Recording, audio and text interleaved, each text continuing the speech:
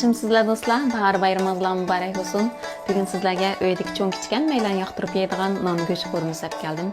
Әмсі етішін başlayalım. Tayarlığımız koyu kişi, piyaz, kök kızıl laza.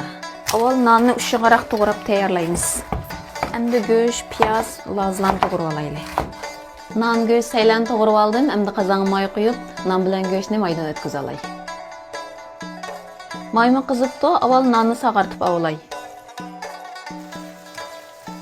Hem de göğsünü sağartıp alaylı.